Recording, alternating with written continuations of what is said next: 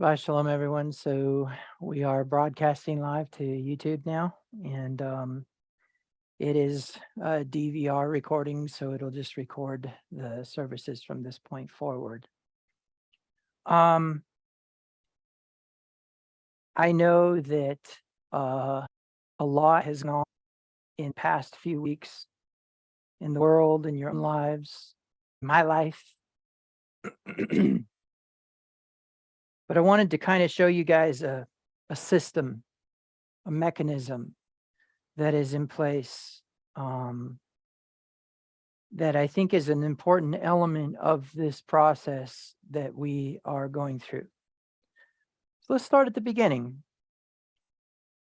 At the beginning of the feast, we have the Feast of Passover. Then on the next day begins the first day of the Feast of Unleavened Bread, which is the Sabbath. Moving forward to the first actual Sabbath after Passover, the true Saturday Sabbath after Passover, we begin something called counting the Omer. And that is the result of the fact that that day is what we call first fruits.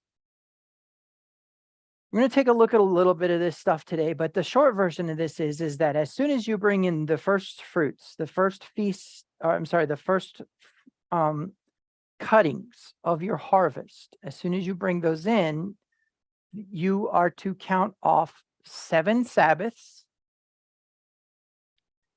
7 days for each Sabbath, 7 Sabbaths, and then 1 day, which is 49 days, which is 50, I'm sorry, with the extra 1 day is 50 days. And you are to count the Omer. Now, the Omer is not a day. The Omer is something else, and we're going to talk about that in a minute. But then after the 50 days, we go into the Feast of Pentecost. And from the Feast of Pentecost all the way until the 7th month, in between those two is the 9th of Av, which is a day that a lot of Jews basically mourn, or they go into a state of self-denial for the sake of the fact of the destruction of the temple, the beginning of the Holocaust, etc., etc. The period between when you arrive at that, there's a 3-week period before that that basically leads up to the 9th of Av. The 9th of Av is when the golden calf was worshipped. After the 9th of Av, there's a few days that go by, and then all of a sudden you are at the first of the 6th month. The first of the 6th month is then a 30-day period that leads into a 10-day period, which leads up to Yom Kippur. In that 30-day period, at the end of the 30-day period, you arrive at Yom Teruah, or the Feast of Trumpets. Feast of Trumpets then is the first of the 7th month. 10 days after the first of the 7th month is Yom Kippur. Yom Kippur, from the first of the 6th month to Yom Kippur, is the 40 days of introspection, which we will talk about. 5 days after Yom Kippur, you begin the festival of Sukkot. The first day of Sukkot is a Shabbat. There is another regular Shabbat in Sukkot, and then there is a final Shabbat on the last day of the feast. Okay? Then we have what's called Shemini Atzeret, which is the 8th day. So altogether, we have Passover, we have unleavened bread, we have first fruits, we have Pentecost, we have the Feast of Trumpets, we have the Yom Kippur, and we have the Feast of Sukkot, and then we have the 8th day. Now, the 8th day is contained within the festival of Sukkot. The Feast of First Fruits is contained within the festival of Hamotzi, or unleavened bread. Sukkot being the Feast of Tabernacles, and we have Passover being contained within the Feast of Unleavened Bread. So there are some things that are same and some things that are different. But I want to show you a process that occurs here. Now, I'll remind you that there is a cycle of Israel. There is an actual cycle that Israel, the nation of Israel, which is anybody who is within the covenant of Yahweh. That's who Israel is. Anybody who's in the covenant of Yahweh is Israel. Anybody who is not is the nations. Okay? I know that there is a lot of stuff said about Jews and Gentiles, but the truth is Jews are only one faction of two tribes. There are still 10 other tribes and technically 11 other tribes out there. So an Israelite, as Jews, or a Jew can be an Israelite, but an Israelite won't necessarily be a Jew if you're a tribe of Issachar, tribe of Zebulun, something like that. And the reason why this is important is because there is a concept here that anybody who is in the nation of Israel is a son of Israel. So anytime you see a commandment in Torah, which is the first 5 books of the Bible, Genesis, Exodus, Leviticus, Numbers, Deuteronomy, Breshit, Shemot, Vayikra, Bamidbar, and Devarim. And that formulates the first 5 books of the Tanakh, which is the Torah, Nevi'im, and Ketuvim. The Torah being those first 5 books, meaning what? That there is within the Tanakh, the Torah. The T in Tanakh is Torah. Now, why is all this so important? Why are we recapping and why are we looking at these? Because I want to remind you that there is a cycle of Israel, but there is a cyclical process in every natural order process. Everything goes through a birth, maturation, entropy, and death. Everything goes through a spring, summer, fall, winter. Everything goes through a process of beginning and end. All things eventually end, but all things begin somewhere, sometime. So we're going to do some diagramming on the board, and we're going to talk a little bit about some things. And I just want to remind you of the scripture that says that we as people can have a potential to suppress truth. Let's talk a minute about truth. Truth is actually in the eye of the beholder.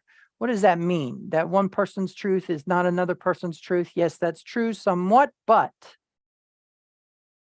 if the intensification of all power in the universe has presented itself as a father and as a husband, and those two attributes of him, probably not the best word, those two anthropomorphic assignments to him are actually containing a piece of a puzzle that contains instruction.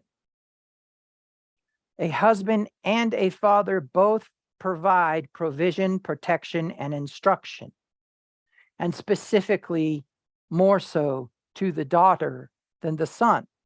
But if you are a son of Israel, you have commandments given to you as a son of Israel, and one of them is the feast. In Vayikra chapter 1, verse 1, it says, "Speak to the sons of Israel. These are the feasts of the Lord. These are the Moedim of Yahweh, the appointed times of Yahweh," or in the ancient pictographic Hebrew, the witnesses of Yahweh. So now, as we go through this process of understanding, we are going to have to learn the dynamic, okay? Now, at the 10 days of at the 40 days of introspection last year, I gave us a little bit of an understanding of these things. But just as it says that there are those who can suppress the truth, when the intensification of power comes in the intensification of all power in the universe comes into a perceivable God, he, not it anymore, presents himself as father and husband, and therefore both have authoritative provision of instruction. Authoritative provision of instruction means that there is a sovereign voice that speaks and moves the process. Every single word that proceeds out of the mouth, anthropomorphic reference, he doesn't have a mouth, it doesn't have a mouth. But what proceeds forward from that energy, moving forward as a force outward from that energy, is a force of love and benevolence that comes in the form of instruction. Don't touch that stove because I don't want you to get burned. Don't go outside the fence because you might get hit by a car. Don't drink those things that are underneath the cabinet or underneath the sink in the cabinet. They might hurt you. Those are forces of benefit. Enforcement is the consequence of not honoring those instructions. You get burnt. You get poisoned. You get hit by a car. But did any one of those come from the parent saying, you broke my commandment, now go get hit by a car? No. Did any one of those result in the idea that basically you stepped out of your own protection? You stepped away from your covering. You stepped away from the offering of benefit. So too is the truth concerning Torah. So when we suppress the truth, and remember in Psalms it says, thy word is truth. And we know that the word for the psalmist David was Torah. No other thing had been written yet. His psalms were being written, and when he would write a psalm, he'd say, word, davar, thy word is truth. Thy word is a lamp unto my feet and a light unto my path, and therefore the word of God is Torah. Now, some may say, well, but what about the whole Bible as a compilation of the word of God? Yeah, no, sorry. That's not what David called the word of God. And Isaiah, while complaining to the people of Israel in covenant with Yahweh, he said, my word will not return void. And he was speaking of the teaching and instruction of God, or Torah. Isaiah was being written. Isaiah was being lived, experienced by the man Isaiah. The word of God for Isaiah was Torah. Not David's Psalms, not the archives of the kings. Torah. There's a few reasons why this is important, is because, again, this is a force of benefit, some sort of process of benefit to the individual. Now, there are those who will read Torah and misalign their brains due to their personal prejudice and bias, and not a historical understanding of it, and also the sovereignty of it. Torah does not apologize for inequality. Torah does not apologize for things being difficult at times for people, but Torah protects those people. And that's where people miss the mark of understanding and twist the scripture into lawlessness, like Peter said that they would do, just like they would twist Paul's words into lawlessness.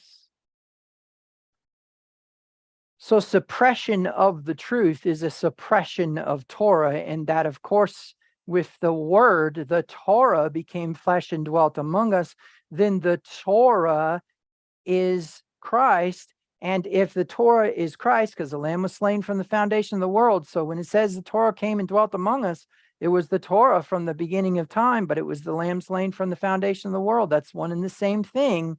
Now we have Christ, the Messiah, Mashiach,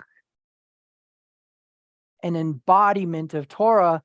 And now what we have is the spirit of Antichrist being the suppression of truth.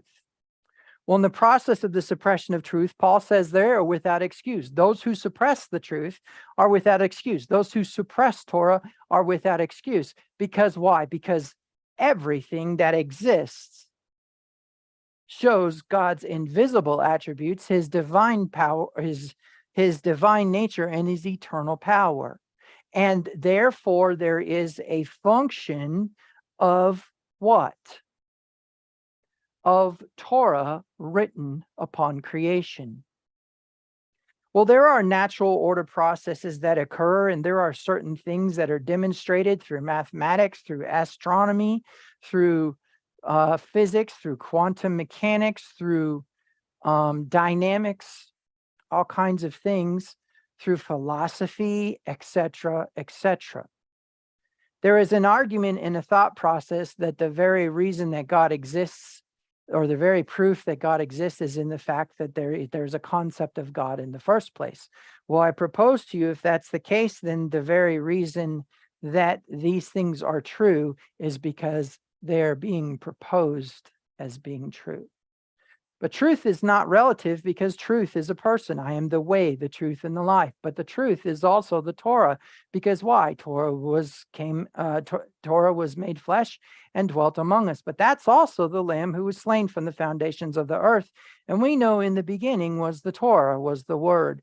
And therefore we know that Torah is eternal, an eternal truth, and therefore absolute. And if absolute, then also then legitimately has an explanation for all of the different little conflicts and little questions and all the little egotistical things that we try to assert over it.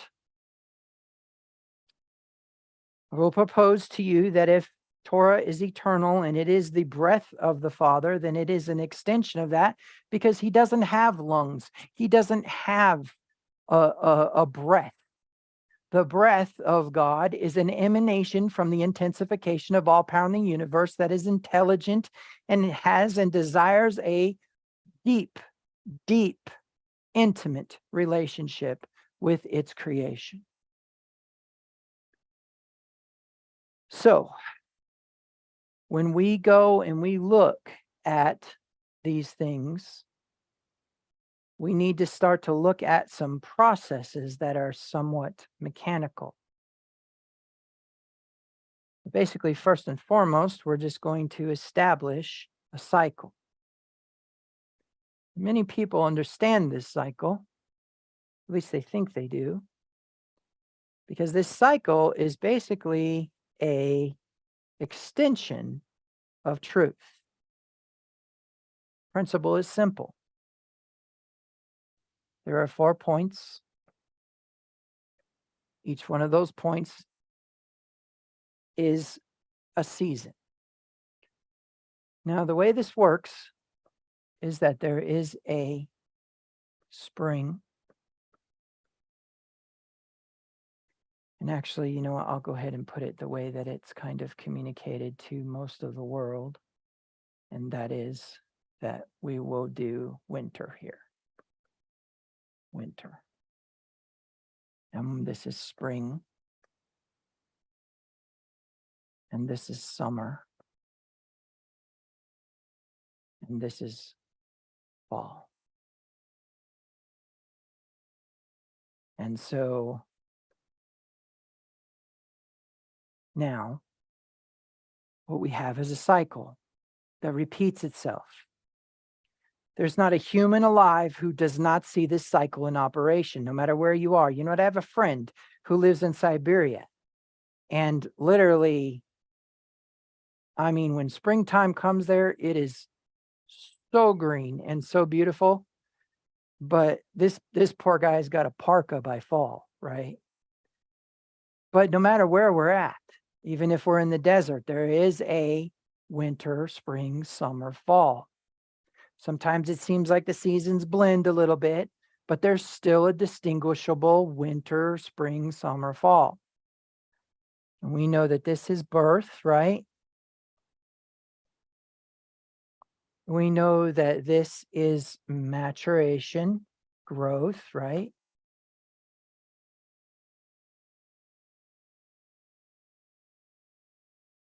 Maturation.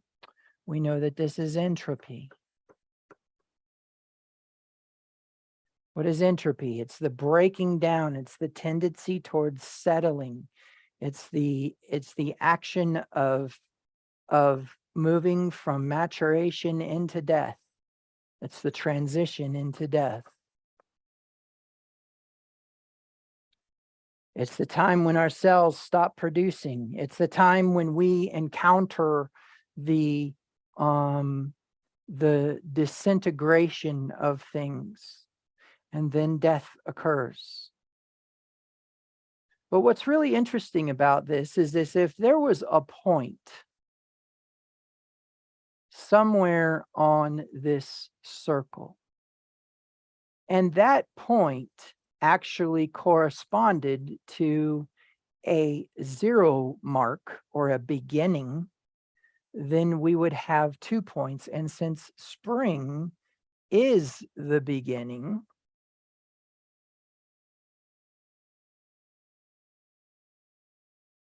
then we have 2 points. Well, 2 points makes a triangle. And that triangle then corresponds to an idea that as this point moves around this circle, a natural plumb line is dropped.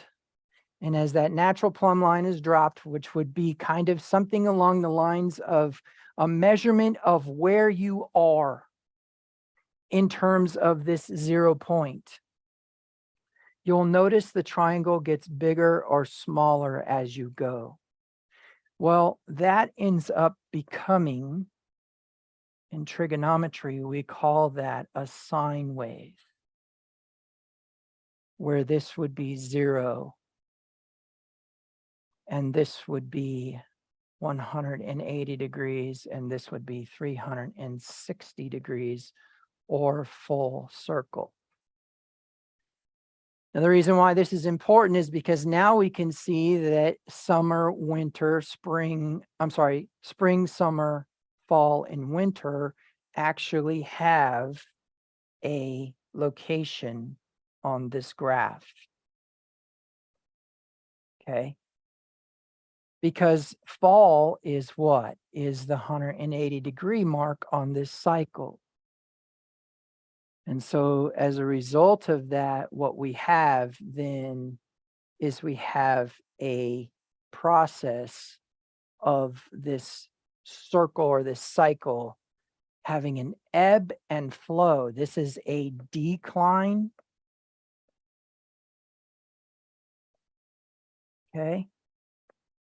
And this is a increase. Now, I'll remind you that as we start to move from lack and decrease into increase, we have a tendency to arrive at a plateau in our obedience to God. And then there is a decline away from that. And that, of course, begins the process all over again. So one of the reasons why this is so important is because it's not as much about these numbers, because those can get confusing. So we're just going to kind of get rid of these.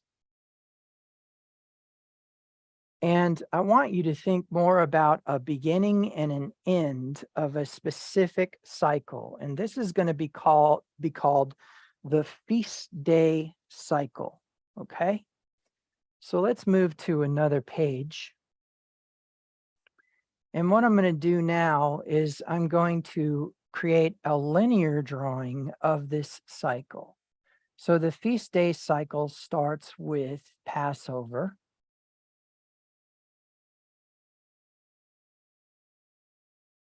That's the first feast that is mentioned in Leviticus chapter 23. And Passover is a one-day feast. Then leading into the Feast of Unleavened Bread,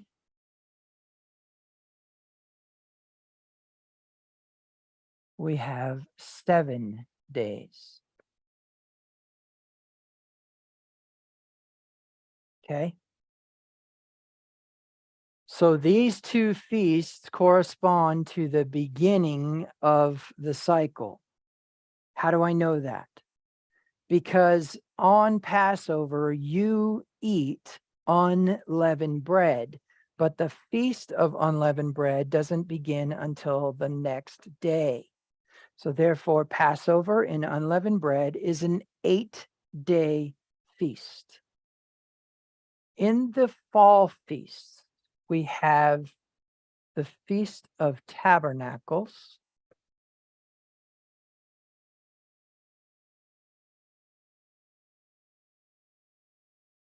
and we have Shemini Atzeret, which I spoke of earlier.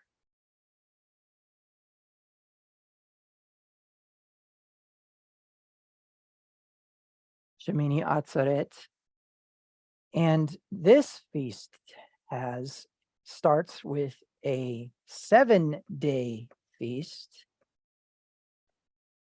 and ends with a 1-day feast called the 8th day, or Shemini Atzeret, the 8th day. And I'll put that in parentheses here, 8th day. So in between all of this is a center point. And it's not an exact center point of days, because counting up to this point from Passover is different than counting from this point to Shemini Atzeret. This point is Pentecost.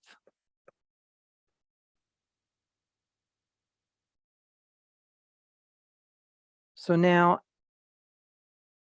what I want you to see is that this is the center point on the graph, okay?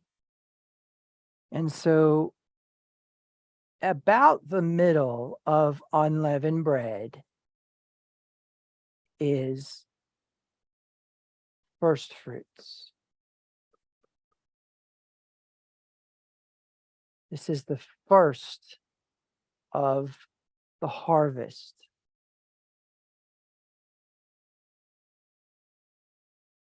When we're dealing with first fruits, we are dealing with the first cuttings.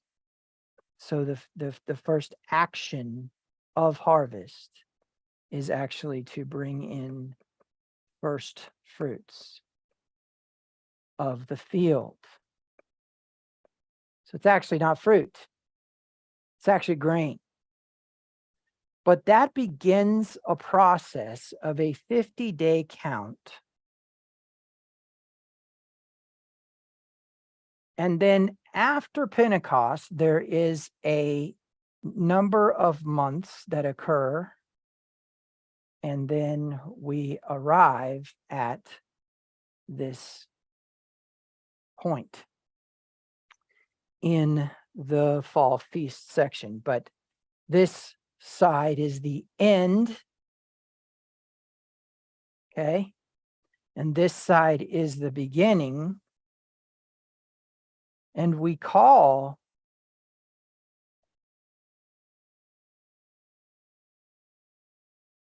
that's spelled horribly. We call the beginning Bereshit, in the beginning.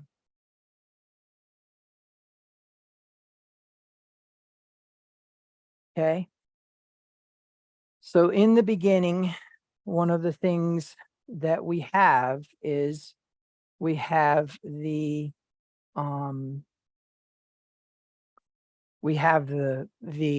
beginning of Torah, or we have the start of Torah. We have in the beginning was the word, right? This is this lamb slain from the foundations of earth. This is the foundations of the earth, as it were. So I'm going to go ahead and write this in Hebrew.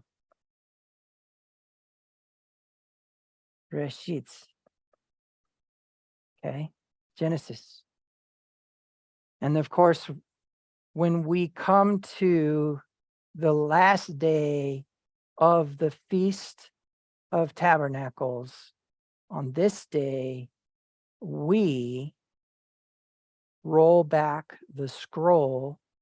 So this is the end of Devarim. The end of Devarim. Now, there's a few reasons why this is important, because the whole of Torah is contained in these 7 feasts. The center of Torah is Leviticus.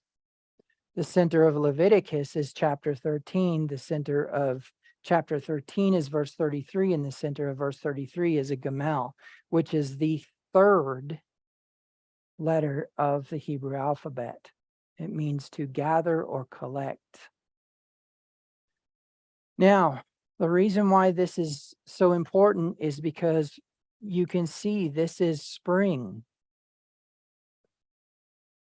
Okay? This is fall. And this is summer. Meaning what? This is a maturation of a process, which we're going to talk about. It's a maturation. Spring, interestingly enough, begins with a decline, which I'm going to explain in a minute. Summer begins with an incline, which I'm going to explain in a minute. And then, of course, we have winter, which is out in the outer darkness, as it were. The reason that's true is because spring, summer, and fall contain the feast days. These are the Moedim. These are the feasts of Yahweh. Now, here's the deal. As soon as the Israelites leave on Pentecost, okay, they are linearly delivered through the process. And what do I mean by that? There was no ebb and flow in the blessings and curses, and there was no ebb and flow in the protection and the support of God. There was a consistency here.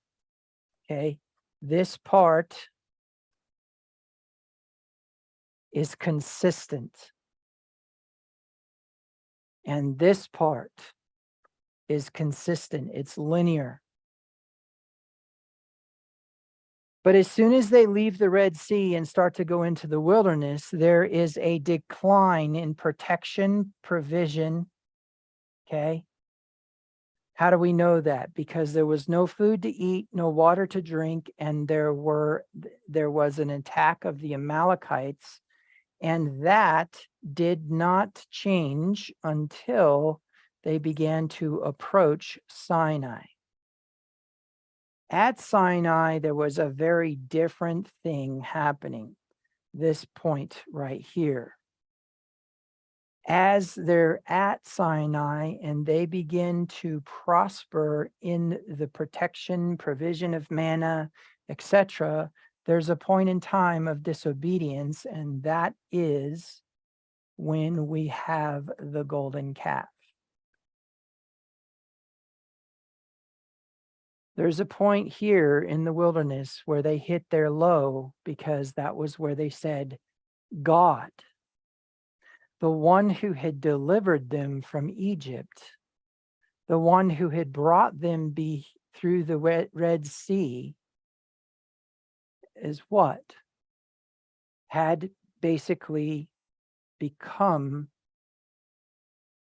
their killer. It brought them out into the wilderness to die, which is the equivalent of the 9th of Av in the wilderness. The season going from Passover to Pentecost, after the first fruits are brought in, is the season of the wilderness season. Okay? So that being the case, then what we have or what we encounter is a necessity to understand just this section, which is what we're about to do. So stepping into a much larger graph here, we're going to talk about this ebb and flow that occurs. Now, in that process, we need to discuss the concept of harmonics, or we need to discuss the concept of things complementing things in frequency. So I know that this isn't necessarily a scientific model per se, but what I want you to really understand is that during this season here, there is a decline. There is a decline. Let's do decline in provision, protection, and instruction.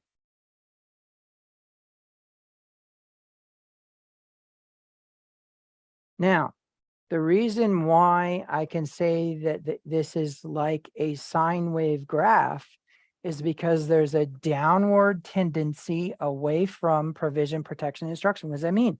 That God actually pulls away from the individual. Pulls away. And now there's hunger. There's desire. There's a deficit. Protection. The enemy is allowed to attack. Instruction. He's silent. He doesn't give instruction during this season. At this point, because of exhaustion, bitterness, and contention, the people begin to complain. Right after the complaint is a beginning of answer to their complaint. They come into the wilderness, there's this decline, but this is also the point where things change, because as this is occurring, what starts to happen? The manna starts to fall. After they say, God brought us out here to die. God brought us out here to die. This is the removing of the covering. This is a withdrawing of the covering so that the people's hearts will be exposed. I'm going to explain that in a minute. Now, we don't need to talk too much about this side because that's not the season we're in. However, I want to point out to you that the pink line starts to go up, and there's a tendency upward, upward, upward, until there's a fatness. There's a fatness. And during that fatness, then that is the point in which the people choose to worship the golden calf.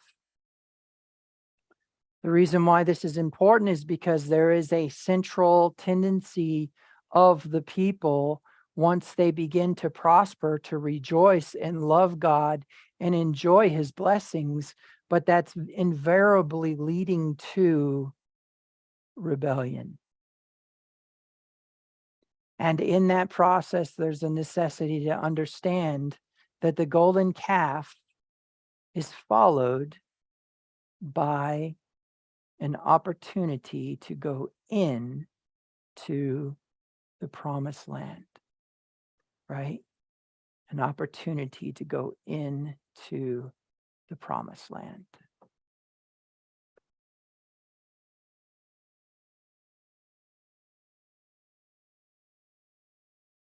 So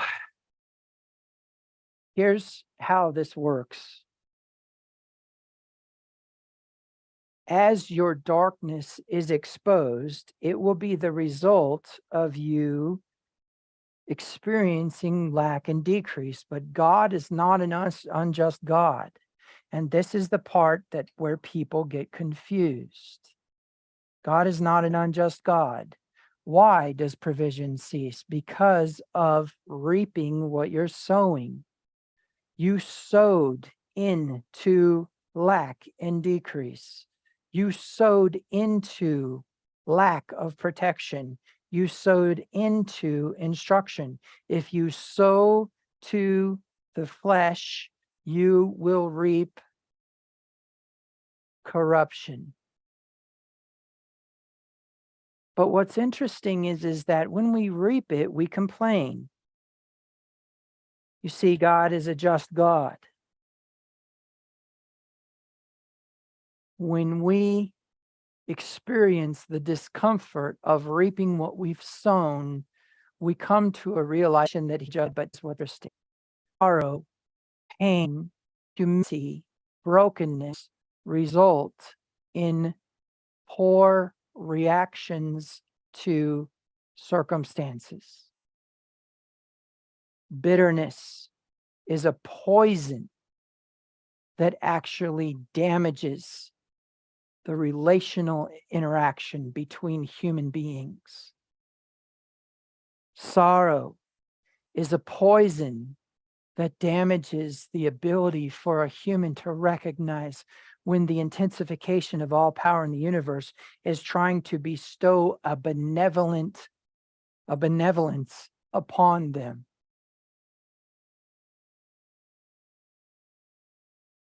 Anger is a reaction to the fear of being hurt again.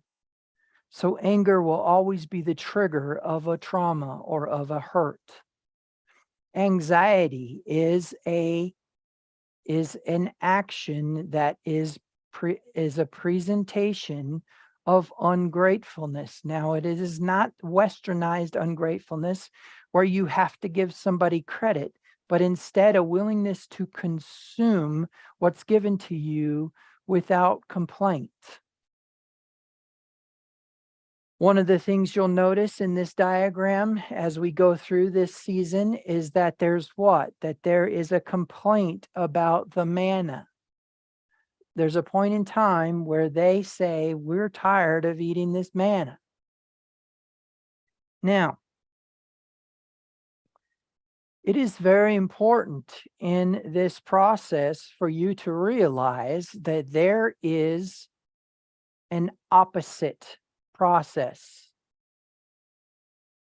So here's how I understand it.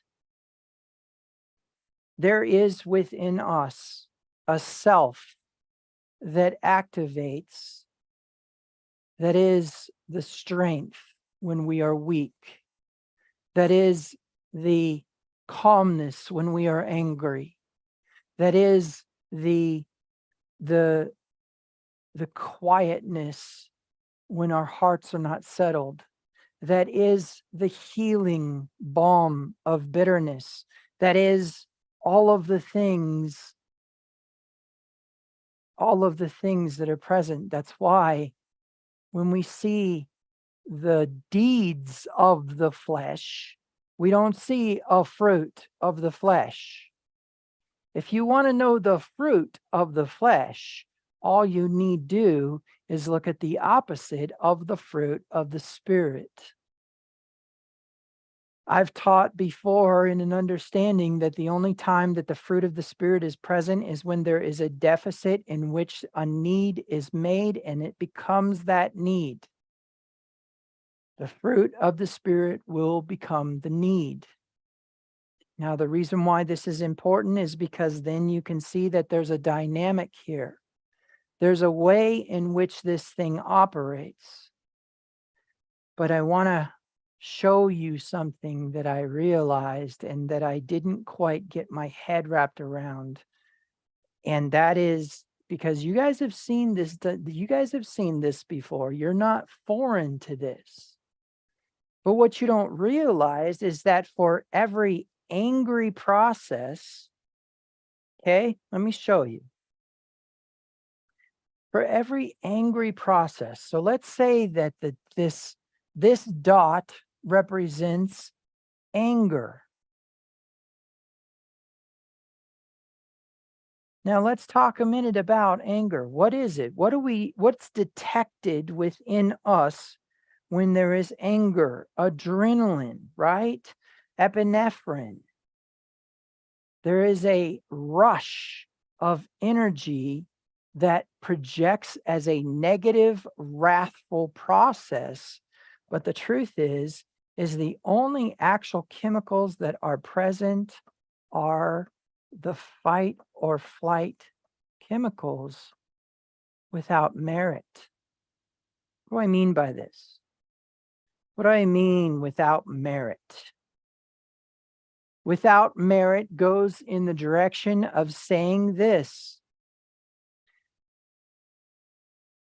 When we hear something, we are creating a manifest imagination, visualization of a future event that does not go in our favor, creates discomfort, or creates harm, and we react with the fight or flight. We actually cognitively convince our body to psychosomatically react as if there is danger present at that very moment. So now a person attacks another person with a baseball bat, that's danger. Fight or flight kicks in, you're not angry, you're scared. Now you will fight and there will be aggression, but that's a result of the fight or flight. But when we construct fear into a reality, we react to it with the same exact hormones. Meaning what? All anger is a reaction to the fear of harm again. The little boundaries we set will say, no, don't bring that up. Don't talk to me about that. The reactions that we have. And so that being the case, perfect love casts out all fear. Yes. So we would have to understand perfect love. But the point is that there's actually an answer. So as there is a decline and a deficit, there is actually an answer, but it's only contained within the higher self. Therefore, man shall not live on bread alone, but every word that proceeds out of the mouth of God.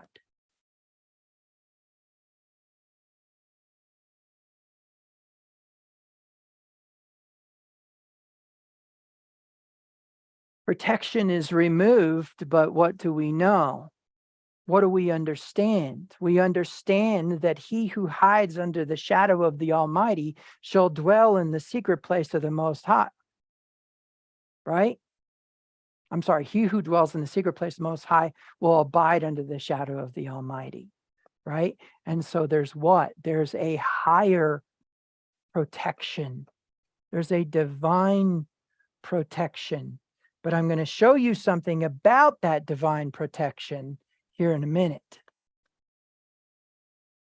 Okay? My gosh, my spelling is horrible today. Goodness.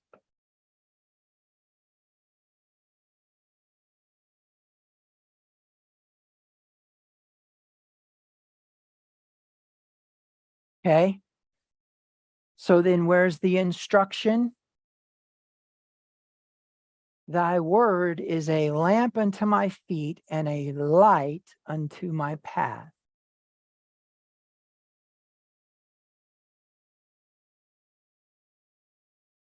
Here's the intrigue. As the lower Torah, the law of God is activated through our disobedience, and we begin to reap what we sow during the wilderness season. We to bitter and frustration and discouragement and depression and self-loathing and all the other darknesses that are present within the human being during the wilderness season as a result of their misalignment with understanding. They never ever identify this concept here, that there is a necessity to increase in the higher self as the lower self reaps what it sowed. For a long time, we thought, oh, well, God is just silent. He just pulls back for a minute and everything's okay. It's going to be okay. But eventually we studied it and we realized that this actually is a result of our own bad behavior. And so our reactions to it are fear, anger, sadness, etc. So now as we go through this and we see this concept of anxiety, we know that it says be anxious for nothing, but in all things give thanks. Well, here's the thing. I'm just going to throw this out here. You guys can kind of deal with it how you want to, but the short version is that as we are encountering this thing, and I'll get back to our diagram in a minute, but as we are encountering this thing, one of the things that we are privy to is an understanding that there is something present that we don't understand in the wilderness season, and we've never really tapped into it. There's a glimpse. If we could go in the direction of saying that if I was to say, take you out to eat, there may be a sentiment because of social mores to say, thanks for taking me out to eat. But once you sit down at the table, you begin to eat and consume things, all of a sudden, there's an enlightenment, a lightness that occurs, a lifting, a rising, an elevation of self, the enjoyableness of the food, the taste of the beverage, the contentment of fellowship. Now, after that, it's time for the check. And of course, the person said, I'm taking you out to eat, and therefore they're going to pay. And when they pay, you say, thank you. You say thank you as a result of having consumed. You say thank you as a result of the emotional attachment to the flavor of the food, the taste of the beverage, the contentment of the fellowship. You don't say thank you the way you say thank you once you've consumed. So in the Hebrew understanding, the way in which you thank is you consume first, which means you accept the provision.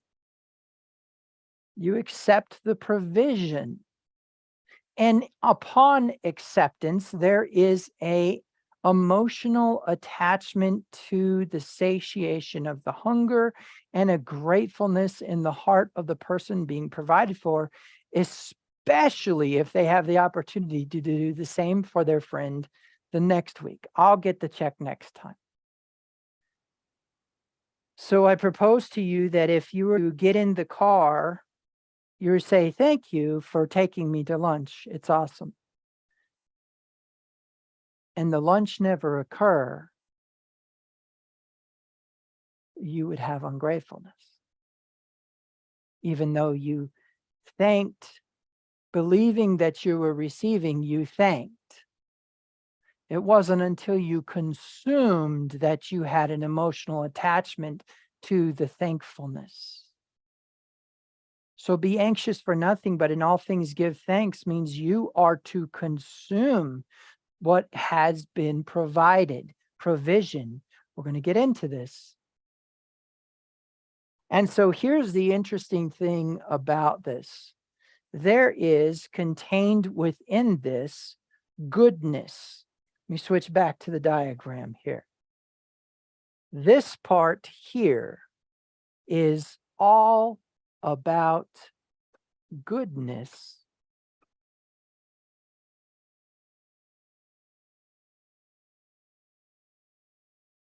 Now,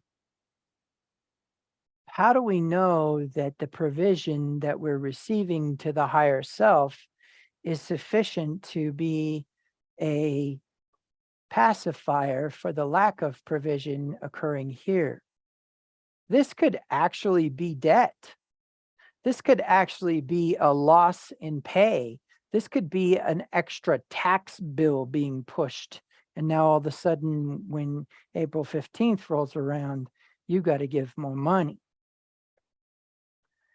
This is very interesting because we're used to God parting the Red Sea, squashing the Egyptians, putting the smack doodle down on our enemy, the one who threatens us, the one who desires our destruction.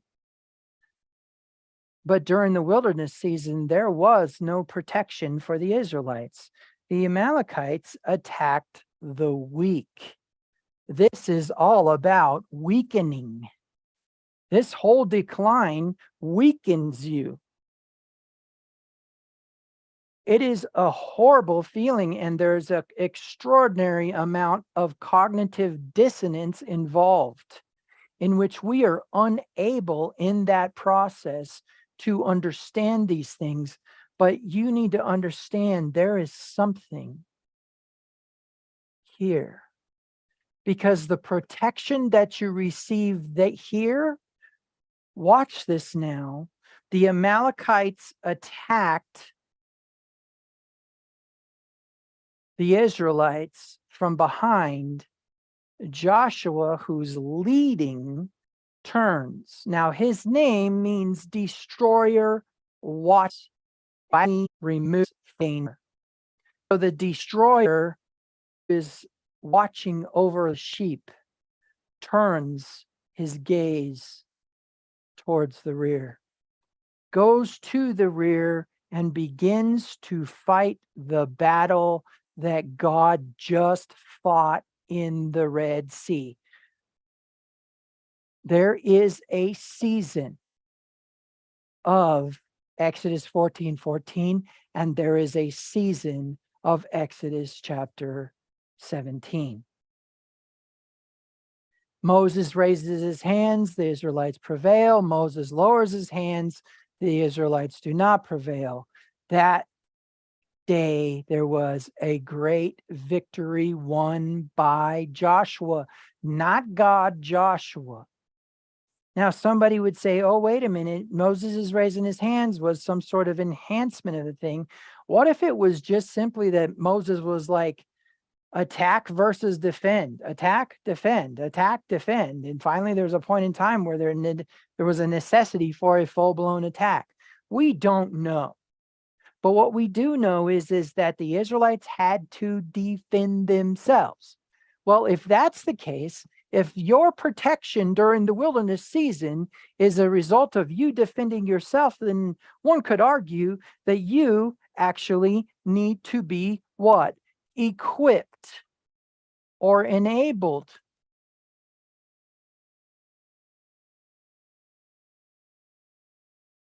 Okay? Equipped or enabled.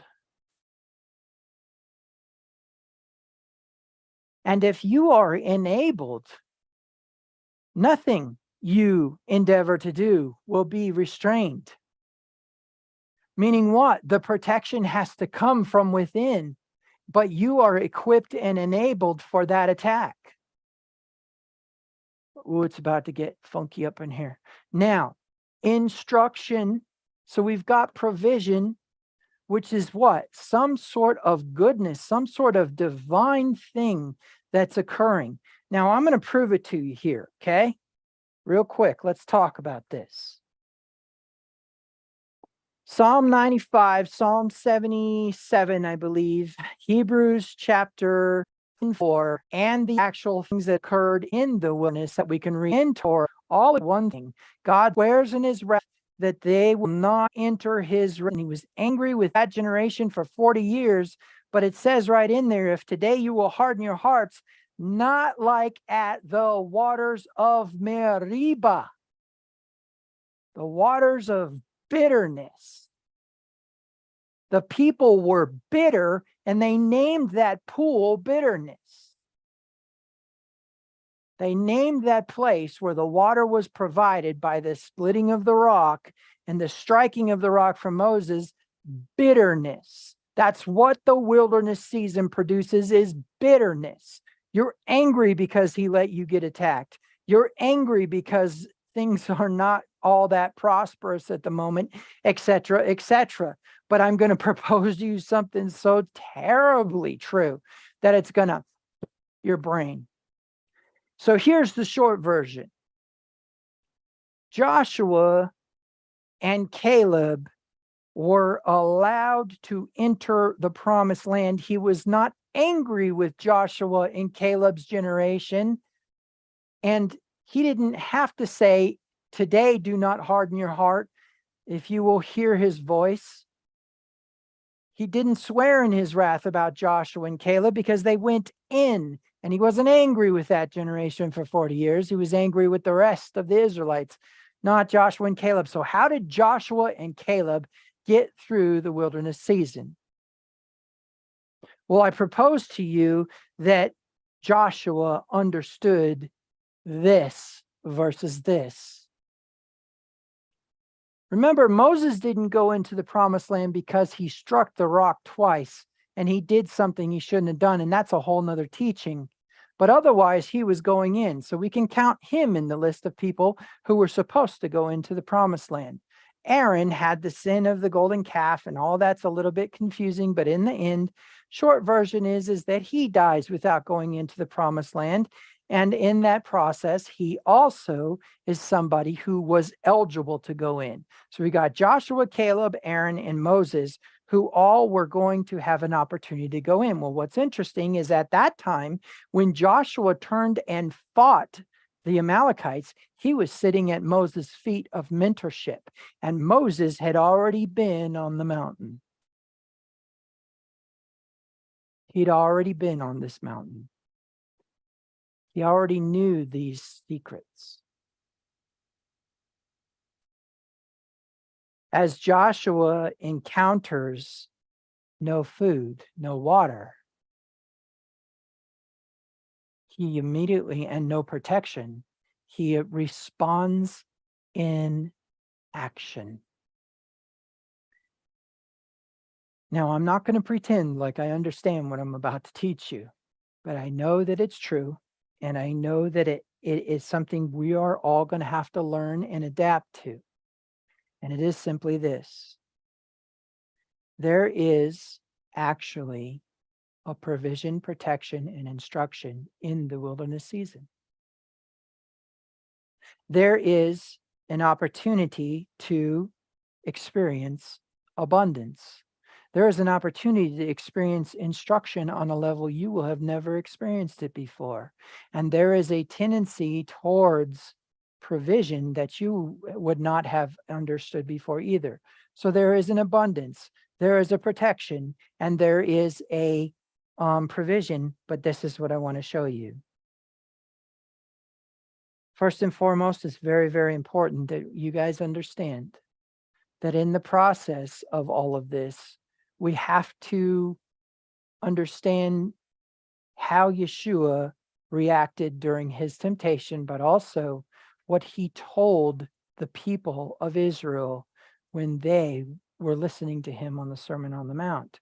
He says, take no thought for what you will eat or what you will drink or what you will wear, for these are the anxieties of the Gentiles, the non-Israelites, the not covenanted people, right?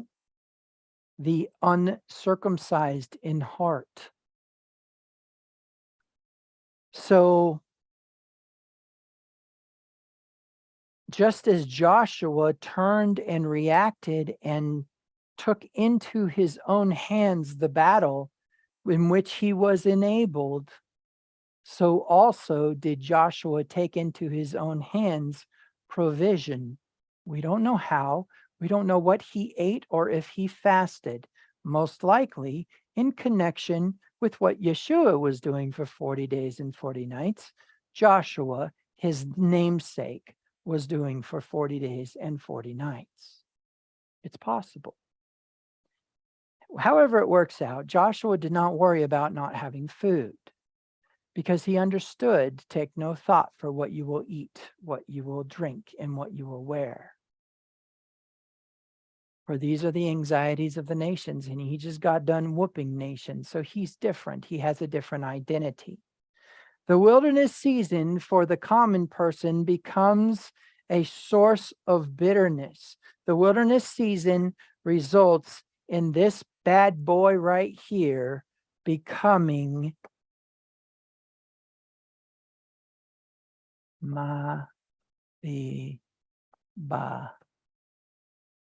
bitterness and contention.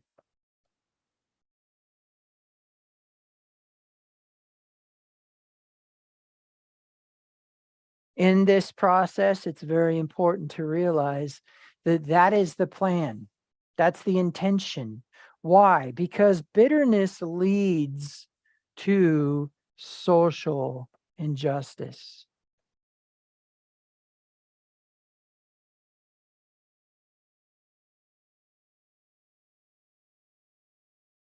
And we are not supposed to be like the nations. So the wilderness season to the common man is difficult, frustrating, anguishing, depressing. But the truth is that if he'll take the initiative, provision, protection, and instruction are all available because they're all goodness, and all good things comes down from the Father of lights, meaning what?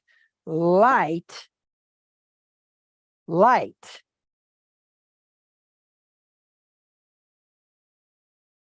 is what all this is. Light. Now, this is important. So we have this concept of a decline and an incline, but one is reaction or proactive and one is reactive. Okay. So on this side, we've got pro, and on this side, we've got reactive. The line is still moving. The linear path is still moving. We're moving along in time, but there is a decline and there is an incline. This is light. This is darkness.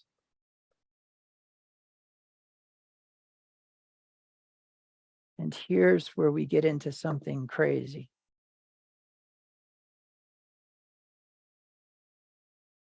If I go into a room that has completely shut out light, have their single light bulb in that lamp.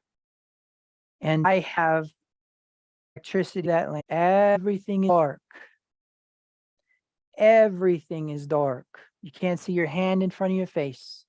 And I reach over and click, turn on the light. My question to you is can the darkness prevent that light from shining? The answer to that question is no. As soon as the light is kicked on, darkness cannot stand. Which means what? Which means for every action that is reacted to in the realm of darkness, in the wilderness season, tending towards bitterness, that action, or I should say that reaction, will result in sin. But that's actually designed to expose your heart, Deuteronomy 8, verse 3. I let you be hungry to expose your hearts, to see whether you would keep my commandments or no. How do we know if we are obedient to God if all we have is a good place and time and experience? The truth is that as long as you are being fed, protected, and provided for, you will not experience bitterness. But what's intriguing is as you grow fat, you will what? Cease to train for battle, because you'll think he's going to protect us no matter what. I remember I was driving at a high rate of speed through some canyons, and there was a warning light on my car, but there's always that dismissal that it's just a sensor, right? And God told me, slow down, you're going to crash. Slow down, you're going to crash. Well, needless to say, I rolled that car. But what's interesting about that is that I said, you won't let me crash because you provided this for me. My philosophy was that if he provided it, then it was protected. But the truth is that it was my stewardship that was the problem. Well, your stewardship of the wilderness season goes like this. You are trusted to be the light. And as reality, which is actually an illusion, presents itself, we tend towards the darkness and we don't tend towards the light. Now, if during the wilderness season, if during the sowing season, you sowed to the Spirit best you could, during this season, you're going to reap goodness. But I propose to you that goodness is only after that point of decline, of bitterness, and is in this part of the season as we're tending towards fatness. Here's Pentecost, okay? And we're tending towards fatness. Now, here's the part that's interesting. Yeshua said that a man went out into a field and sowed good seed. And while he slept, the enemy came along and sowed bad seed. And when the time of maturation occurred, the harvest, the growth started to demonstrate that it was bad seed. The workers go to the man and say, what? There are tares in the field. Shall we remove them? And he says, no, because you will uproot the good seed with the bad. And then it said, however, when the harvest comes, you are to take account as to what is good fruit and bad fruit, and you are to discard the bad fruit in the pile for burning and put the good fruit into the barn. Now, here's how I want you to think about this. We are to count. This is a 50-day period in which we are to count. This is after the Red Sea, which would be after the Feast of Unleavened Bread, and this is before Pentecost. So this is our 50 days of counting the Omer. We are in the season right now of counting the Omer. Now, let me show you the scripture that corresponds with this.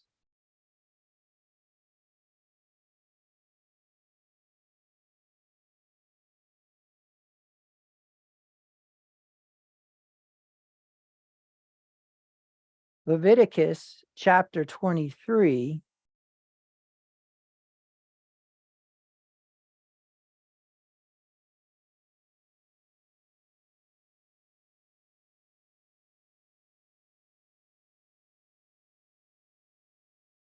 And let's go into the Young's literal translation here. Okay. And we're looking for, and ye have prepared in the day of your waving the sheaf, a lamb, a perfect one, a son of a year of burnt offering to Jehovah. And it's present 2/10 deals of fine flour mixed with oil, a fire offering to Jehovah, a sweet fragrance, and a drink offering of wine, 1/4 of a hin, bread and roasted corn, and full ears ye do not eat until the self same day, until your bringing in of the offering of your God, a statute during your generations in all your dwellings. That's first fruits. And then, and ye have numbered to you from the morrow of the Sabbath. Let me show you what this word is in the Hebrew. In the Hebrew, we have right here it says, and you have numbered for yourselves from the morning of the or from the next day of the Sabbath, from the day, and then we have shall come the Omer. Let's take a look at this word Omer. It is a dry measure. It's a measurement. It is a identification of a measurement. Remember, I told you we count the days of the week to make sure that we identify what Sabbath is. So we say the first Sabbath is the day of the Sabbath. We count the days of the whole 50 period as day 1, day 2, day 3, all the way up to day 50. We count the Omer. We count the Sabbaths. We count 7 full Sabbaths, right? Or 7 full days of weeks, in which now we have what? 49 days. And on the 50th day, we have Pentecost. But now watch this. As we are going through this, what I want to show you is this. Quite literally, there is an actual counting of Omer during this time. God wanted them to take inventory of what they had reaped for 50 days. 50 days, go see what I have done for you. Okay? And so in that process, as we're looking at this Omer and we see it, right? It comes from the idea of the heap. The idea right here where it says the idea of a heap. And look, it's only used 14 times in scripture, and all of them have to do with this measurement, okay? Which is a measurement of grain, okay? So you're actually supposed to be taking inventory during this time. However, there are two ways in which this is supposed to occur. Remember, there is an ebb here where there is a decline in provision, protection, and instruction that is a reaping of what you've sown. God is not unjust. He's not going to just give you a disease. He's not going to just throw you under the bus. There is a consequence for sin. You want to receive health, then you need to sow health. You want to receive life, you need to sow life. You want to receive abundance, you need to sow abundance. But now watch this. There is an instruction to count the Omer as we're declining. In other words, we're going to count the bad fruit. We're going to take note of the fruit that's not going to make it into the barn. There are two requirements for this. The first one is objectivity.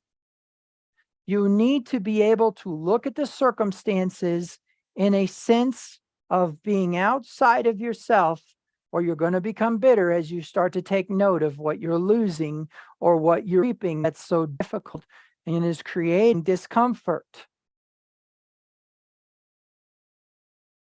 But this is very, very, very, very important. You're doing this because of the stewardship that you've been entrusted with to take an accounting of the fruit that has been reaped. Now, as we get past this point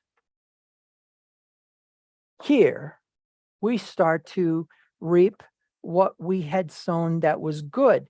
You sow to the spirit, you reap everlasting life. You sow to the flesh, you reap corruption. This is all about corruption. This is hunger, lack of protection, and thirst. And this is what? Manna, water from the rock, and what? A presentation of victory in battle, right? So now, right before Pentecost, there is a time of preparation in which the Israelites were not to touch a woman. They were not to go on the mountain. And Moses went up and talked to Yahweh, and he gave the ketubah of, if you will obey me and keep my commandments, then you will be my people and I will be your God. You will be a royal priesthood, or a holy nation, and his own special people, or in Peter, a peculiar people. However, this has to do with reaping what you've sown. There is a concept here of good behavior choices. There's a concept here of manifesting the gifts of the Spirit outwardly. In other words, God through you manifesting the Spirit to a need, to an empty vessel, pouring into that empty vessel. But on the other part of this, on this higher self, or this incline, is literally the answer to all of these deficits. But also look at the decline here. as you start to step into the goodness that you have reaped, there's a reduction in the necessity for the supernatural. In other words, there's an ebb and flow of the higher self. I propose to you because there's also a cyclical process coming up after Pentecost. So here's the short version of a really long explanation concerning this thing. And it is simply this: light not be extinguished by darkness, meaning darkness has to be a choice. Now, this is going to be difficult, because now what we need to do is take all negative things that we are experiencing in this season and in other seasons and equate it to not goodness, and therefore not coming down from the Father of lights, and therefore being darkness. Our diseases, our finances, our marriages, our relationships are all built into that concept. If it is not good, then it is darkness. But this is the part that really hit me, and it's a difficult one.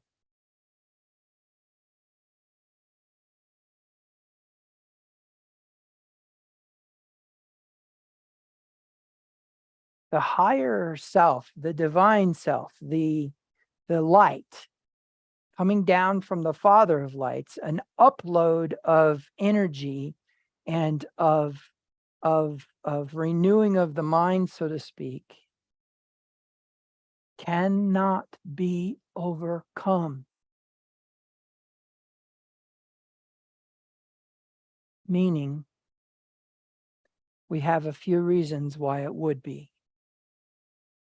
Issue number one: you can never be defeated. You can only be persuaded to lay down and take something.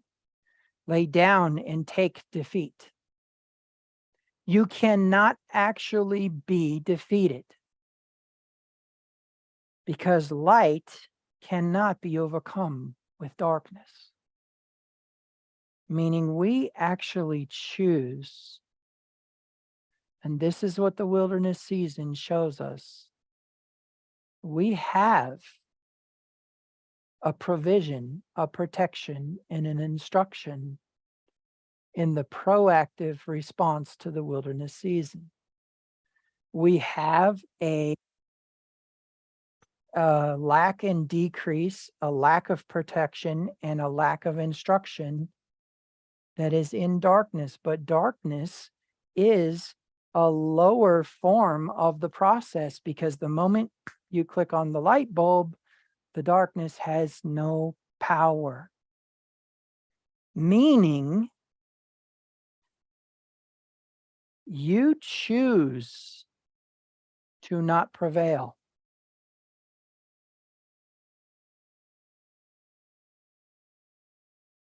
You choose to stay defeated. I don't know what this becomes, because we have realities in front of us. We have damaged stuff in front of us, baggage, mommy, daddy issues, wifey, husband issues. But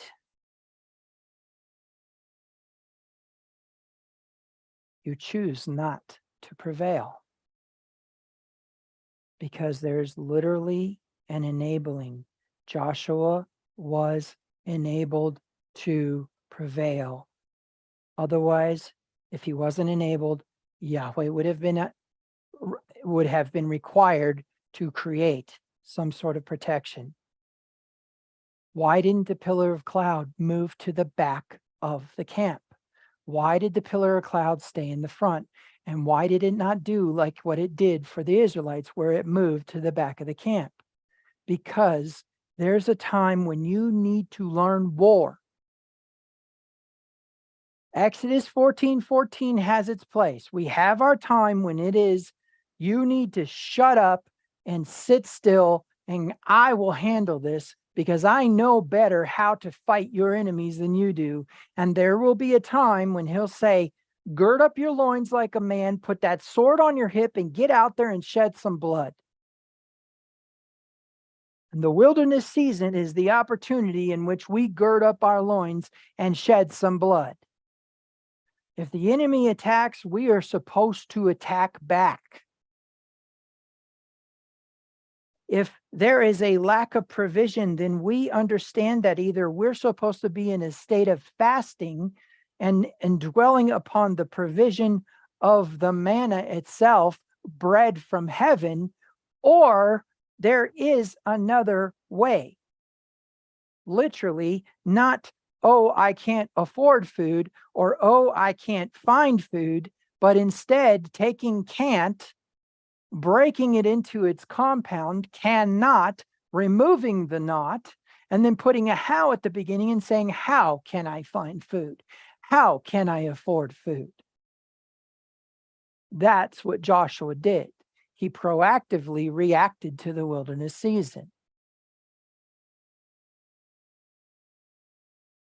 Thirst is directly linked into the manifestation of the Spirit. Where in Scripture does it say that the Spirit is quenched? By you. We go into the wilderness season as victims. We walk into that desert and there's no more protection of the cloud. We walk into that desert and there's no food to eat. We walk into that desert and there's no water to drink. And the first thing out of our mouth is, God brought us out here to die after what he did at the Red Sea. God brought us out here to die. He hates me. I'm being punished. I'm a piece of crap. I don't deserve anything. I don't deserve this. I don't feel this way. This isn't working. And let me tell you, this was a major test on my butt last week when I was going to preach this message, and I was so sick I couldn't get out of bed, and I could not find a way to get into a state in which I overcame that, because there's a part of me somewhere within me that wanted to stay in bed.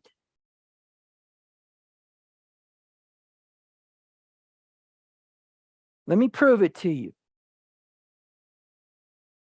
There are 3 instances that I can think of where there was an absolute diligence to get somebody to Yeshua or to Peter in order for them to be healed. And watch the one with Peter. This is in Acts chapter 5. There was a point in time when Peter would walk, and when his shadow would cast upon somebody, they would be healed. And so in Acts chapter 5, it says that people would come and bring and put their beds in the path of Peter so that when his shadow fell on them, they would be healed. The man was so much in a higher self that the very emanation of existence had a healing property. He didn't have to speak it. He didn't have to think it. He didn't have to touch. He didn't have to lay hands. He didn't have to anoint with oil. They just got healed. And in Acts chapter 19 or 17, one of those two, it says that Peter's shadow caused somebody to be raised from the dead. They were putting dead in the path of Peter. And this was not a short practice. This carried on from Acts chapter 5 all the way to Acts chapter 17 or 19. I can't remember which. But do you get my point here? That dude was on a different level. And I promise you, that dude had been through a wilderness season. There is something very important that you need to grasp from this fact and from this truth. And it is simply this. You are choosing to be the victim. You're choosing to be sick. You're choosing to be poor. You're choosing all of these things. How do I know? Because they were enabled to have what they had from the provision, protection, and instruction that was supernatural instead of a natural. But then also there was a proactive requirement. You had to take the initiative. Now, I'm not going to get into jurisdictions because sometimes we are reaping what we sow for longer than the wilderness season. Some health issues could potentially be long-term cancer, other diseases that are incurable. But there's still some minuscule amount of choice present.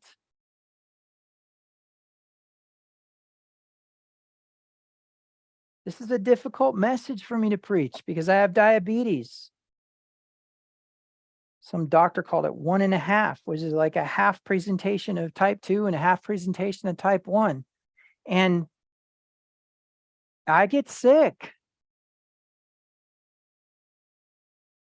But the truth is that I'm supposed to be this spiritual powerhouse in which nothing like that could even dwell. Not even prison and jail could hold Peter.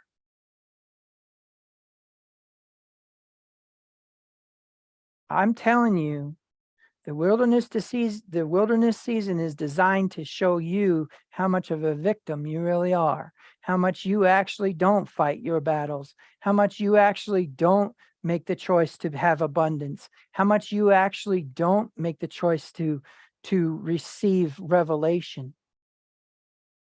I'll bet you that there's a good percentage of people in this congregation, maybe even including myself, I will examine myself in this obviously, that actually don't want the revelation because it might mean they have to give something up that they really enjoy or like.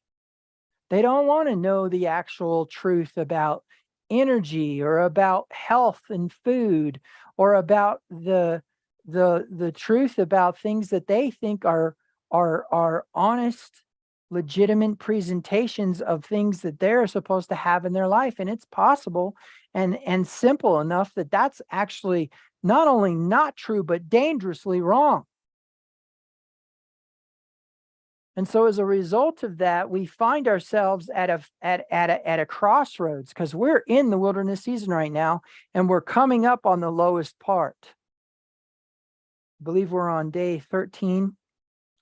And so maybe it's day 14, but the point being, oh yeah, it's day 14 because this the second Sabbath. But guys, you need to understand, and this is important, you need to grasp at about 25 days, things are rough.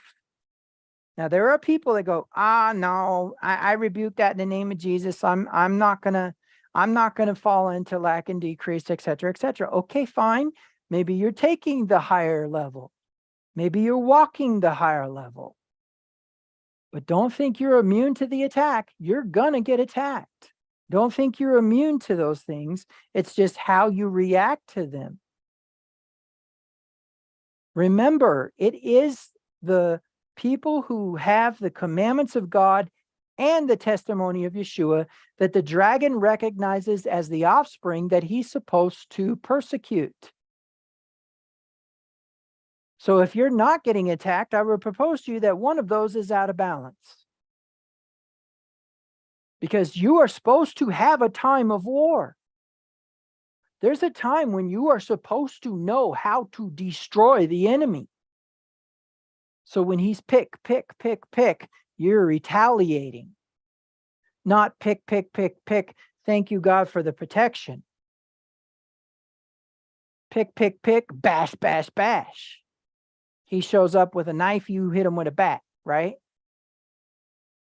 But the principle here is that there is a harmony to the wilderness season. So let's talk a minute about this other side. Okay? This side. And this side. This is all good reaping right here. This is the stuff that gets gathered into the barn for a presentation of thanks at Pentecost. And this is a place in which there is a operation of humility of the light, not a reduction in the light, but a humility of the light.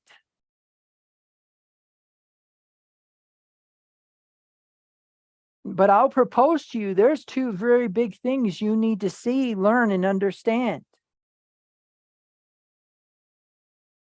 As Yahweh brought the children of Israel out of the wilderness of the Red Sea, his way of operating like that ceased.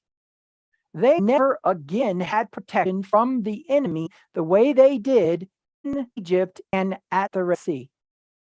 From that point forward, they had to fight.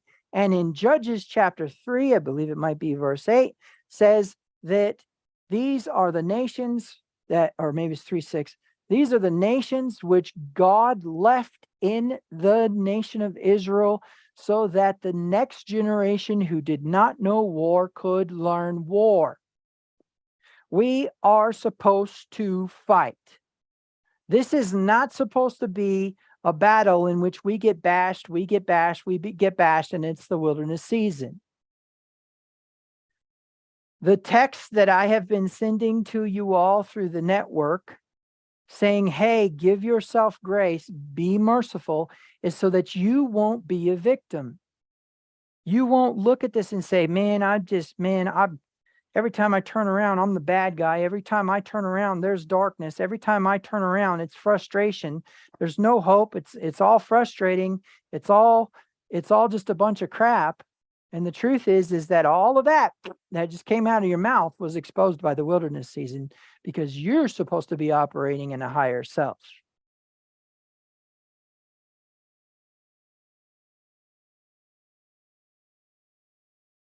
But the real big piece of this puzzle is this. Going back to our diagram of the feasts, we have the three feasts here. We have Tabernacle, we have Pentecost, and we have Passover.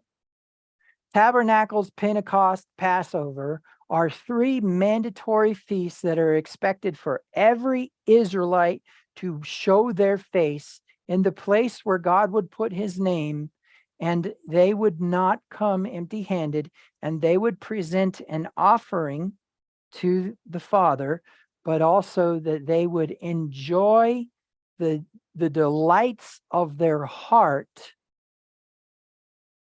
And in Passover, we have it as a season until Pentecost. How so?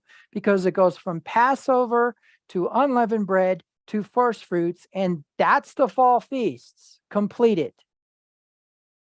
But first fruits begins the counting, or the moving towards Mount Sinai, the moving towards Pentecost, in which now we can have a better understanding of that Pentecost has its place as a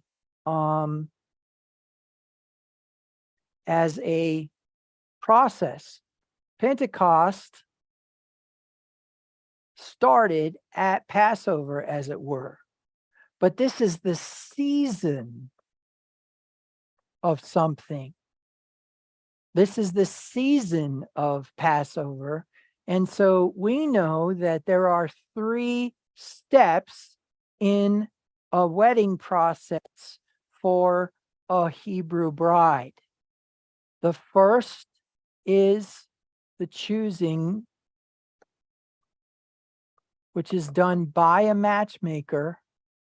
And what that matchmaker's job to do is to identify the positive attributes of the groom and the bride and present those to the father of the bride and the father of the groom as attributes for negotiation. You know, look at her. She's got wide hips. Look at him. He's got broad shoulders.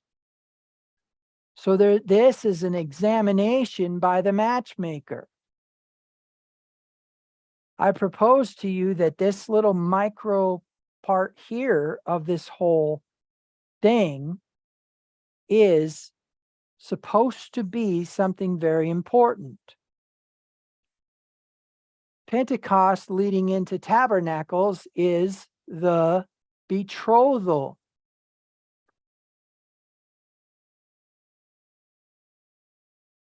And then Tabernacles leading all the way back to Passover to complete the cycle is the consummation.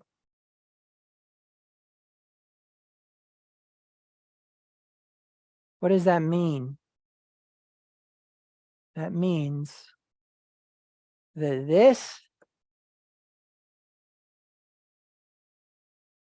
is the attributes of the bride that we do not want the matchmaker to see. And this is very different from that process.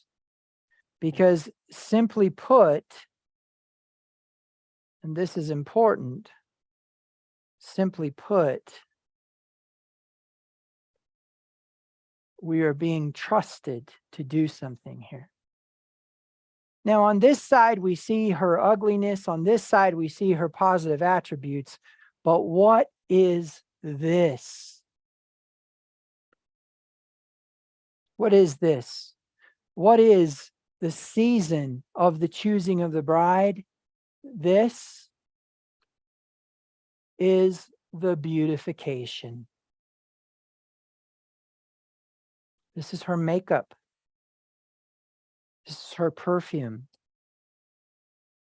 This is her pearls and diamonds and gold.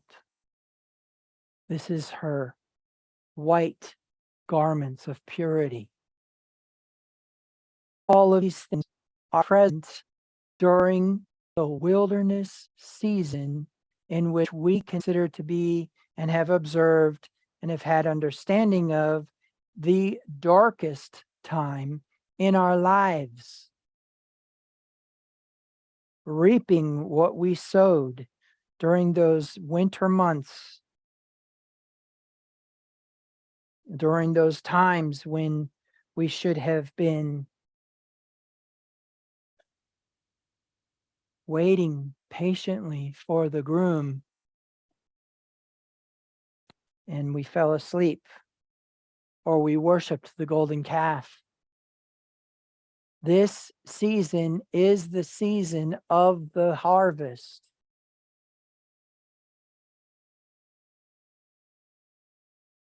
It begins with a renewing. It begins with the Feast of Unleavened Bread, in which we clean all of the sin out of our hearts and our lives, all the chametz out of the home.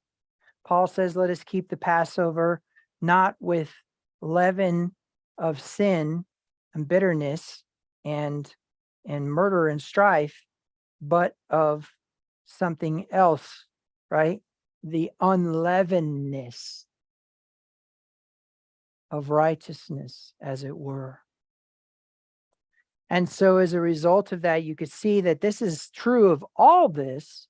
I mean, no matter what season we're in, we should have a proactive reaction to adverse conditions. But what people don't realize is the wilderness season is designed for the bride to put on her makeup. The wilderness season is designed for the bride to bathe in the myrrh and the aloes, so that her scent would permeate from her. So when we're looking at this process and we're thinking about this, I want to remind you that we are being trusted to elevate, to become the light, which means what? We don't put up with an attack. Y'all, it was such a humiliating thing to know this message last week and not be able to get out of bed and know what I knew about this message, to think in my head, somehow, some way, I am actually making myself not be able to get out of bed. So, having said all that, I want to remind you that you have been trusted. You have been trusted. You have been trusted with the wilderness season, which means you are trustworthy, which means he thinks very highly of you. And he did not dial this back to hurt you. He dialed it back so you would quit being the person who didn't know how to fight. You would quit being the Israelite who had to be taken care of by somebody else. You would become self-reliant, self-sufficient, self-actualized, and have an internal locus of control instead of an external locus of control. We have a battle to fight. And so now you see, the wilderness season was designed for light, not darkness. It was designed for us to see the matchmaking process occur here. It was designed to understand that there is this that creates social injustice in the wilderness season. You enter the wilderness season, the first thing you will do is have an extraordinary outburst of anger, an extraordinary hit of depression, and all these things. But at the same time, the higher self will be receiving abundance. The higher self will be practicing patience and gaining extraordinarily weird and off the wall revelation, because instruction's still there. All good things come down from the Father of lights. It's a time of light. It's a beautification of the bride. It's a splendor that reflects off of her, emanates from her. And so in that process, we see that this is actually a corporate endeavor as well, because we know that the bride is not a single person. So the beautification of the bride is the wilderness season. Her makeup, her jewelry, her garments, and her purification ceremonies of perfume. So having said all that, I think it's important that we realize that that is one of the more that is one of the more prevalent unknowns and unseens within the wilderness season, is this huge upload of light and elevation. Your anger shows that you are a victim. Your sadness shows you are a victim. Stand up and fight. Stand up and be healed, be normal, be all those things. Now, I don't know to what extent this goes, what you may have to give up or let go of in order to be the light in the wilderness season. There is literally going to have to be a transcendence. There's going to have to be a withdrawal from the emotional attachment to the materials or to the people or to the things that have caused you to feel or experience that victimization. So please understand that even though that they had no food, no water, and no protection, Joshua prevailed, the manna came, and the water came from the rock. Done. It was answered. There is a satiety coming. There is a satiation of those hungers coming, but you got to get past that bitterness season. And the way you're going to do that is to elevate. You're going to approach this very differently and realize you are a warrior like your God, and you are going to fight this battle. You need to realize that there's somehow provision. Look at the ravens that fed Elijah. Look at the manna that fell from heaven. Look at all of those things that indicate that he didn't bring them out in the wilderness to die. He brought them out in the wilderness to elevate, to become a nation who could fight a battle, to take the promised land away from those who were sacrificing and raping children and sacrificing humans and exploiting women and being cruel to animals. All the social injustices of pagan worship. And so in that process, it is very important to realize from Passover to Pentecost is the choosing of the bride. He is now presenting, there is a matchmaker now presenting us, the corporate body of Yeshua, to Yahweh and saying, look at that. Look at that beauty. So allow the elevation to occur. And obviously you can meditate and do things like that. This is not a time of introspection. You don't need to sit there and go and dig in your heart and try to find all your sin. Your sin's going to come out. And that's going to make you feel like junk. And so you need to give yourself grace. You need to pull up your pants, and you need to move forward into the light. Because what? The light cannot be overcome with darkness. If we were actually just to stand in the light, it doesn't matter what would come at us. And there's people in this congregation who live by that. That there is nothing that's going to defeat them. And so from that point of view, I will just say that I really do believe that we can step into a realm of the elevation of the wilderness season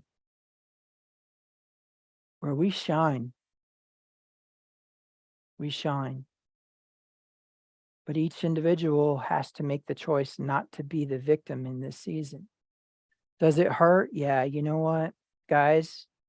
I'm going to tell you this. This is not going to be easy, what I'm asking of you. You are going to have to react to realities in front of you that would appear to have prevailed, but I promise you that it hasn't prevailed. Darkness cannot overcome light. Go into a closet, turn off the light. Stand in there for a second, experience the darkness. Turn on the light and tell me where the darkness went. Now, as soon as the light's gone, the darkness is back, but that's just an absence of light. And so you need to decide whether you're going to be an absence of light or you're going to be the light. The wilderness season is designed to be a chaotic, unbridled, and overwhelmingly unruly event. The word light in Hebrew is or, and it means to set things in order, as in put them into a box. Separate them out and put them into a box in an order consecutively. It's to bring order. We are supposed to be that light. You don't put it under a bushel during the wilderness season. All right. So stop being the victim. I know it's going to hurt. I know you're going to get angry. I know you're going to get bitter. I know you're going to do all kinds of stuff, but don't be the victim. And maybe we need to learn a little bit about how to retaliate against the enemy. But the short version is that you overcome the sin and the temptation, but also that you would fight for those who can't fight for themselves. You're demonstrating that you are retaliating against the enemy. So having said all that, I will say Shabbat Shalom.